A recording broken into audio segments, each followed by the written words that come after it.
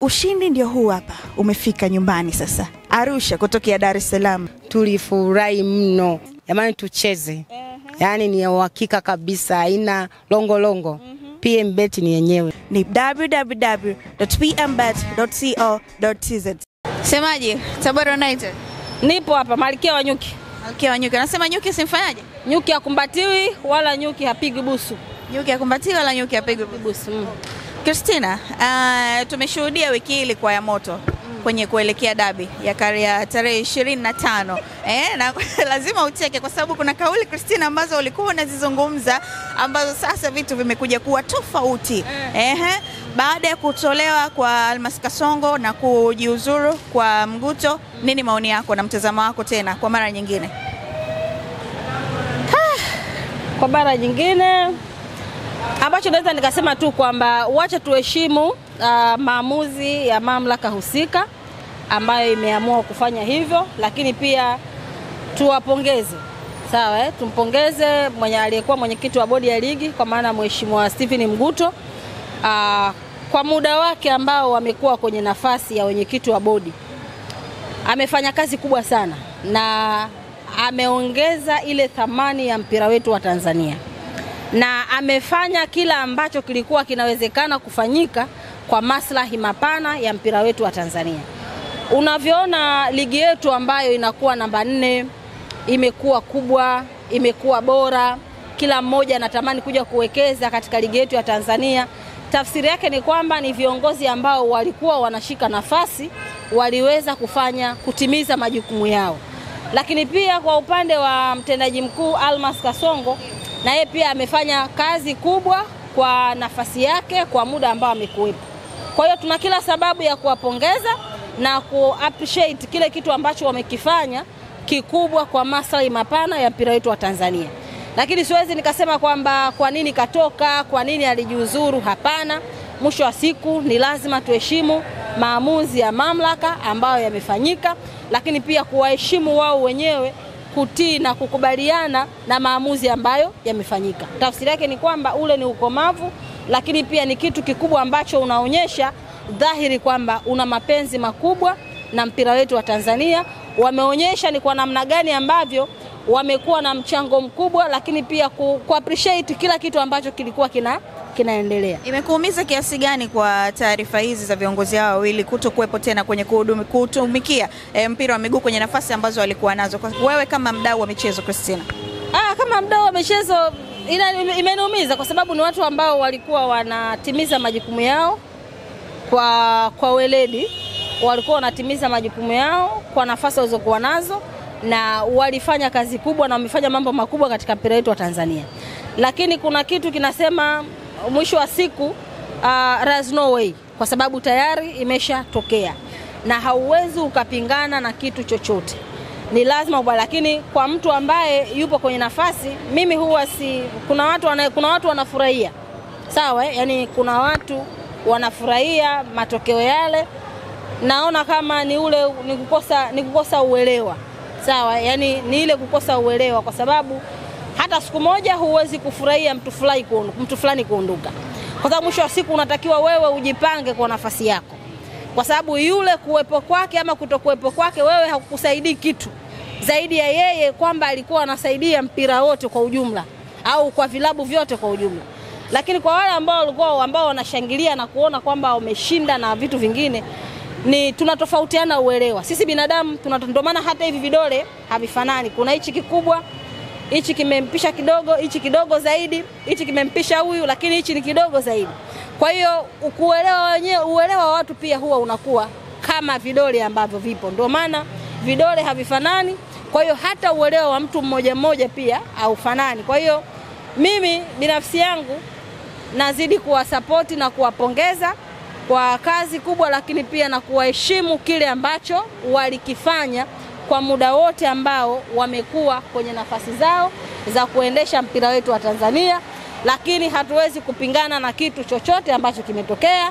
Lazima tukubaliane na kuwaombea Mwenyezi Mungu awape heri katika majukumu yao mengine ambayo wanaendelea nayo. Christina, leo hii kwenye mkutano wa waandishi wa habari kuelekea mechi yenu dhidi ya Azam FC, Christina, umekuja peke yako. wanauliza wachezaji wako wapi? Unajua wachezaji wanatakiwa wapate muda kwanza wa kupumzika. Sawa pate muda wa kupumzika. Kwa hiyo kilichotokea ni changamoto ndogo tu ambayo yani ya kutoka hotelini ambapo tumeweka camp mpaka kufika hapa. Lakini hotelini Dar es Salaam? Yes, timu iko hapa Dar es Salaam. Lakini hakuna kusema kwamba sijui labda kuna changamoto hii na hii na hii. Hapana. Ila kilichokuepo ni changamoto ndogo ambayo imejitokeza. Wamechelewa, mwisho wa siku tunafika hapa, press imemalizika. Yanayozungumzwa mitandaoni kuhusiana na madai ya wachezaji kutolipwa miezi miwili na kupelekea wao kugoma kusafiri na timu mpaka imekuja kuamuliwa mwishoni kabisa ndio akafanikiwa kusafiri na timu, yana ukweli wowote? Yaani labda mimi nikuulize swali moja tu. Mishahara hujalipwa miezi mitatu. Unasema mitatu miwili, si ndio? Unasema miezi miwili. Alafu hela sasa ndio imetikanika, watu ndio wakaanza kuja. Wao unahisi naweza kuingia akilini? Nakuuliza wewe kwanza mwandishi. Sasa wewe ndio utufafanulie Christina. Sababu gani? Unajua watu kila mtu huwa anatafuta namna gani kwenda mjini. Unajua Tabora ni timu kubwa sana na Tabora ni brandi. Kwa hiyo ili wewe uende mjini lazima uizungumzie vibaya Tabora. Kwa hiyo walichokuwa wanakizungumza watu wao walikuwa wanatafuta wao kwenda mjini kupitia brandi ya Tabora United. Lakini ligi imeanza mwaka jana mwezi wa 8. Ushawahi kuona Tabora ameshindwa kwenda sehemu yoyote? Si tumesafiri tumeenda Kigoma, tumesafiri tumeenda Mwanza, tumesafiri tumekuja Dar es Salaam hapa, tumekuja kucheza na Simba sisi hapa, tumekuja kucheza na KMC sisi hapa, si ndio lakini pia tukaenda Ruangwa kucheza na Namungo. Nafikiri katika michezo 30 ambayo tunataka kucheza, 15 tunataka kucheza ugenini, 15 tunataka kwenda kucheza nyumbani. Sasa ni shida ama ninajiuliza inawezekana vipi mtu akatoka na story kwamba Tabora wameshindwa kusafiri. Tumeshacheza sisi mechi zote. Sio wameshindwa, wamegoma. Wamegoma. Yaani wachezaji wasigomee mechi zote, waje wagomee mechi moja tu. Lazima wakati mwingine mtu anapoandika hizo story ni lazima tuwe tuna ile thinking capacity. Lazima tutumie common sense kusema kwamba hivi ni sahihi kweli hao wanaweza wakashindwa kufanya hivi vitu. Kwa maana timu tupo kwenye ligi sitangia ligi imeanza msimu wa 24-25, imeanza mwaka jana mwezi wa 8. Timu imecheza mechi zote. Leo hii timu kwamba anakuambia imeshindwa, imekuja. Huyo anakuambia timu imeanza safari, imekuja. Anakuambia tumeona gari, lile ni basi la Tabora United. Makao makuu yake ni Tabora. Lile lina uwezo wa kutembea likaenda Sikonge, likaenda wapi Igunga, likazunguka kila mahali. Ni gari la timu ya Tabora United ambalo linatumiwa na wachezaji wa Tabora United. Linatumiwa na wachezaji wa Tabora United ambao sasa hivi wanatoka Dar es Salaam. Ukatoa picha Christina Mwagatu umeona Tabora. Of course nilikuwa Tabora.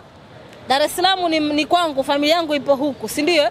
Kwa hiyo ukapiga picha ukatuma picha, huyu hapa Christina Mwagala yuko Tabora. Yes, lazima niwe Tabora, kula ni sehemu yangu ya kazi. Lazima niwe Dar es Salaam, huku ni sehemu ya familia yangu ambayo inaishi, si ndio? Kwa hiyo wakati mwingine tusiwe tunashadadia sana taarifa ambazo mtu anaamua kuandika kwa ajili ya kutafuta followers, kutafuta kutrendi kwamba yeye ndo anayejua sana Tabora United, yeye si ndo nani? Hapana.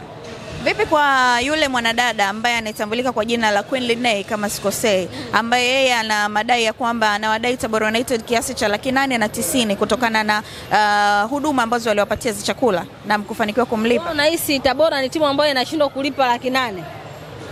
Yaani Tabora hii imefanya usajili wa bilioni 2. Hii Tabora United imenunua basi la milioni 500. Hii Tabora United hii leo hii ikashindwa kulipa 890. Hivi vitu sikutaka kuvizungumza kwa sababu nilikuwa nakwenda maybe labda kuharibu career ya mtu mwingine. Mwaka 2023 by then ni wakati ambao bado sijajiunga na Tabora. Lakini ninapokuwa kwenye timu, hata kama kitu kimefanyika mwaka 2009 sikuwepo, labda ndo wakati huo niko shule sekondari, sawa nimekikuta kikaleta changamoto, lazima nitakifuatilia. Kilichokuwepo ni kwamba Tabora msimu wa 2022 23 24, sawa I mean 22 23 kama sijakosea, wakati timu ndio imepanda ligi kuu. Kweli Tabora ilikuja hapa Dar es Salaam. Wakati huo mtendaji mkuu wa timu alikuwa ni Thabiti Kandoro, na Tabora hoteli ambayo ilifikia ilikuwa ni Segerea. Kandoro ndio ambaye alitafuta tenda, alimtafuta yule dada, sawa Ni kama mimi nikufuate nikwambie nani wewe jina lako? Nani? Justa, tunaomba tupe sisi tumeleta timu yetu hapa. Tunataka utupatie huduma ya chakula. Mimi Christina nakufuata, lazima utanikubalia kwa sababu unanijua. Nafanya kazi Tabora, si ndio Si ndio manake? Utanikubalia na utakuja kutoa ile huduma. Kwa hiyo kilichofanyika, Kandoro alimtafuta yule dada, akaenda kumpa ile kazi ya kulisha chakula kwa siku walizokubaliana na kwa gharama walizokubaliana na kwa aina ya malipo aliyokubaliana. Alichokifanya Kandoro ni kupeleka budget kwa wakurugenzi kwamba tumeenda kutoa chakula kiasi fulani, hoteli kiasi fulani. Kwa hiyo wakurugenzi walitoa fedha yote. Fedha ya kulipa hoteli na fedha ya kulipa chakula. Sawa Kwa hiyo kilichotokea, hoteli ililipwa, chakula kililipwa. Sasa ama hakikulipwa, ndio Kandoro ndo ana hayo majibu. Kwa sababu kwa nini sitokee mwenye hoteli ambaye alilaza wachezaji asitoke akasema kwamba anaidai Tabora, aje atokee mwenye chakula ndo anadai chakula? Ina maana mwenye hoteli alilipwa kwa sababu usipolipa wachezaji wasingetoka. Labda mwenye chakula akaambiwa nitakulipa, hela haijatoka. Na kwa sababu yeye ndo alomtafuta, ilikuwa ni easy yule kumkubalia. Kwa hiyo from there ndo yakaanza yale mabishano, nitakupa kesho, nitakupa hivyo. Sawa Kwa hiyo mimi wakati nafika Januari mwaka, mimi nimejiunga na Tabora Januari mwaka jana. Hiyo story sikuwahi kuikuta. Lakini baada ya Kandoro kuondoka ndo nikaja nikakutana hiyo story. Yule dada alitafuta, baada ya kunitafuta nakumbuka alinitumia message WhatsApp. Madam Tina, mimi ninadai. Ikabidi nifanye follow up kwa wakurugenzi wangu. Mkurugenzi, kuna dada anaitwa fulani anasema alitoa huduma ya chakula masiku fulani na kiasi fulani anachokidai. Akasema hiyo hela tayari ilifanya nini? Ilishalipwa, mwambie Kandoro. Kamtafuta Kandoro. Kandoro, hii hela inaingilia hapa, inatokea hapa, inaingilia hapa, inatokea. Kwa hiyo mwisho wa siku nimwambia dada mtafute Kandoro kwa sababu fedha yeye tayari alishapewa. Haiwezekani mwenye hoteli ambapo timu ililala asidai hela, lakini wewe mwenye chakula ndo unadai. Hii hela ilishafanya nini? Ilishatoka. Sasa Christina hapo wakiwasiliana wao kule walikuwa wanajibizana nini?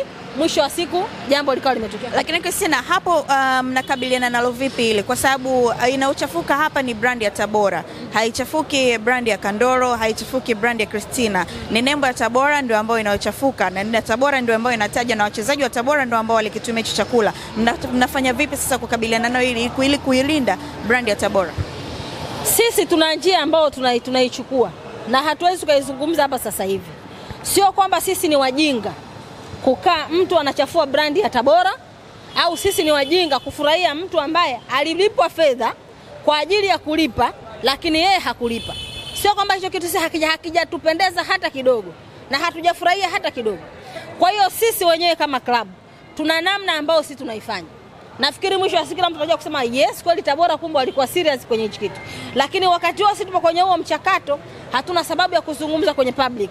Lakini sio kwamba hatuoni yanayozungumzwa, na sio kwamba hatujachukia, na sio kwamba hatujakwazika, na sio kwamba tunafurahia. Hapana, tunakasirika sana. Na nikiwepo mmoja wangu ni mimi, kwa sababu hakuna kitu ambacho huwa nachukia kama mtu kuchafua brand.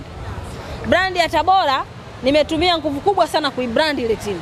Kwa hiyo unapokuja leo hii kuja kuichafua brandi kwa sababu zako wewe, kwa tamaa zako wewe, kwa kutokuwa mwaminifu, baba Dani mimi siwezi kuachaga salama. Siwezi.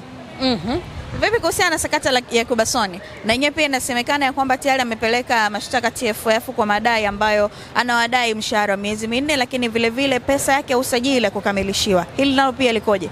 Hatuna taarifa hiyo ya Kuba kuipeleka timu shirikisho la soka Tanzania TFF, na hana hiyo sababu ya kwenda kuishtaki timu. Kwa sababu katika wachezaji ambao walilipwa fedha zao zote akiwemo Yakuba Sonye, katika wachezaji ambao walilipwa fedha zao zote tena wakiwa na meneja wao somebody anaitwa Karim. Sawa? Walilipwa fedha zao zote. Yaani Yakuba alisaini mkataba wake na yeye hakuhitaji kusaini mkataba. Unajua unaweza ukawa unamsajili mchezaji alafu ukamwambia labda mathalan nimekubaliana milioni 30, si ndio? Ukamwambia sasa hivi hapa tutakupa milioni 15. Labda milioni 15 tutakupa baada ya miezi miwili. Sawa? Hicho ni kitu cha kawaida sana kwenye usajili.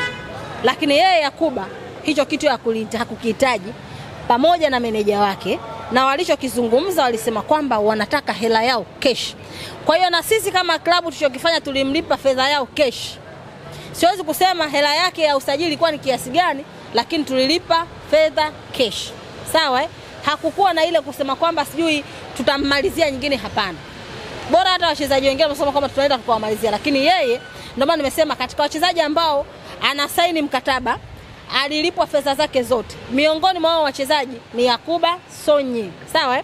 Na Yakuba alipata changamoto ya majeraha wakati tunacheza mechi na KMC, si ndio? Na alipata yale majeraha ambayo yalikuwa ni majeraha makubwa. Nafikiri mara ya mwisho Yakuba amecheza mechi dhidi ya KMCFC ambao tulipata ushindi wa magoli 2-0 pale KMC Complex. Kuanzia pale mpaka leo Yakuba hajawahi kucheza. Sisi klabu ndo tulogharamia matibabu yake yote from the scratch, sawa, up to bottom, mpaka leo hii ameimarika. Sawa? Sasa wewe timu ambayo imeweza kumgharamia mchezaji matibabu mwanzo mpaka mwisho itashindwa kumlipa mshahara? Kwa hiyo wakati mwingine ni lazima, narudia tena, lazima tunapopata taarifa lazima tuwe na common sense ya kuweza kuchanganua haya mambo. Sisi ndo ambaye tumemlipia kutoka Tanzania mpaka Morocco ambapo alikuwa ameenda kufanywa matibabu, na sisi ndo ambao tumegharamia kila kitu mpaka Yakuba anarudi katika hali yake ya kawaida. Kwa hiyo sisi hatuna mchezaji ambaye anadai. Hatuna mchezaji ambaye anadai sijui signing fee, sijui mshahara. Wachezaji kama mshahara wanadai mwezi huu wa 6. Ambao na mimi mwenyewe pia nadai. Yaani huu mwezi wa 6, sawa? Huu mwezi wa 6 na mwezi wa 6 kiuhalisia haujafika. Sawa? Na kitu kimoja ambacho tumekipanga sisi ni kuhakikisha kwamba kabla wachezaji hawajaenda kucheza mechi dhidi ya Coastal Union, watakuwa wameshapewa mshahara yao, kwa sababu sisi kambi tutakapomaliza mechi na Coast tunavunja kambi pale pale. Ili mchezaji ambaye anaishi Tanga anabaki Tanga, mchezaji ambaye anakaa Dodoma aende Dodoma, mchezaji ambaye anaenda Arusha aende Arusha, Morogoro kadhalika na Dar es Salaam na sisi wa Iringa hivyo. Lakini hatujafikiria kumsema kwamba labda mchezaji aondoke ndio tuje tuingizie fedha, hapana. Ambacho kipo ni wachezaji mpaka kufikia tarehe 22 watakuwa wameshaingiziwa fedha zao za mwezi huu wa 6 ili kila mmoja waende wakapumzika, na kwa sababu tunafahamu wale wachezaji wana familia zao. Kwa hiyo ni lazima na wakati ambao wanaenda kwenye mapumziko, si ndio? Hizo ndo fedha ambazo wanazihitaji kwa ajili ya kwenda kupumzika na familia zao. Kwa hiyo sisi tunatambua huo muhimu. Kwa maana hata mimi pia nina familia, si ndio? Kwa hiyo fedha hizo tunatarajia kwamba tufike nyumbani tukaendeshe familia zetu kwa muda ambao mapumziko kabla hatujaanza pre-season. Tumalizie Christina, wakati ligi inaanza msimu huu walituahidi ya kwamba au ulituambia ya kwamba plan zenu ni kumaliza nafasi 4 za juu. Mpaka hivi sasa tunavyozungumza tayari hilo limeshindikana. Mlikuwa wapi kwa msimu huu na mnajipangaje? Kusema ukweli, cha kwanza tunawapongeza kwanza wachezaji. Wamefanya kazi kubwa sana. Unajua msimu huu umekuwa tofauti na msimu uliopita. Yaani naweza nikasema japokuwa hatujafikia malengo ya kumaliza nafasi 4 za juu, lakini kuna ile test tumeipata, sawa, ya kutokuwa na pressure ya kucheza playoff au kushuka daraja. Si unanielewa? Na test hiyo hatuna kwa sababu wachezaji wetu wameweza kupambana kwa hali na mali kuhakikisha kwamba tunapata matokeo mazuri ambayo mwisho wa msimu hayaendi kupa ile changamoto ya kwanza. Sasa hivi Christina, msimu huu mimi mpaka navaa na wigi, unaelewa Yaani napendeza na nimenenepa tofauti na msimu uliopita ambao hata kusuka nilikuwa naona shida. Kwa sababu nawaza timu inaenda kucheza playoff, sio tutashuka Mungu Baba, yani nilikuwa sielewi kusema ukweli. lakini kwa sasa hivi niko comfortable, sawa napata mpaka muda wa kukaa Dar es Salaam kuuza asali, huo muda naupata, lakini msimu uliopita huo muda nilikuwa sina. Kwa hiyo ni lazima tuwapongeze wachezaji na benchi la ufundi kwa sababu kazi kwa wameifanya. Sasa kwenye kwenda kwamba hatujatimiza malengo, ndio baada ya kumaliza tutakaa kikao chetu na wakurugenzi kuangalia nini ambapo tulipatia mpaka msimu huu hatujacheza playoff, wapi ambapo tulikosea, hatukutimiza malengo ya kumaliza nafasi 4 za juu. Kwa hiyo tunakwenda kufanya kitu gani sasa katika msimu unaokuja ili tuweze kwenda kutimiza malengo. Na ndio maana nimewaambia baadhi watu wanaona kama mimi muongo. Tabora jamani, tumeweka bilioni 5 kufanya usajili, bilioni kwa msimu ujao. Tafsiri ya hizo bilioni 5, tunatengeneza benchi bora la ufundi zaidi ya lile lililopita, wachezaji wazuri zaidi, sawa? Sio kwamba hatuna wachezaji wazuri, wapo, sawa wachezaji wazuri zaidi ambao tunataka msimu ujao zile timu wanaosema hatuchezi ziwe nyingi. Yaani ukisikia unacheza na Tabora, Azam waseme hatuchezi. Wakisikia unacheza na Tabora, Simba aseme hatuchezi. Wanafikia wanacheza na Tabora, Yanga waseme hawachezi kwa mara nyingine kama msimu walivyokuwa wanaendesha ile kampeni yao. Sijui na Mungo, sijui na nani, wote waseme hawachezi wanapokutana na timu ya Tabora United. Piga simu, Madam Tina, sisi bwana kikosi chenu mchokutuwekea cha bilioni 5 hatuwezi kuafford, si ndio? Kwa hiyo ndio usajili ambao tutakwenda kuufanya kuelekea msimu 2025-26. Mimi passport ninayo ambao niliandaa mwaka huu kwa ajili ya kwenda kushiriki kimataifa msimu ujao. Kwa hiyo passport yangu na mwanangu wa Vieli naituza.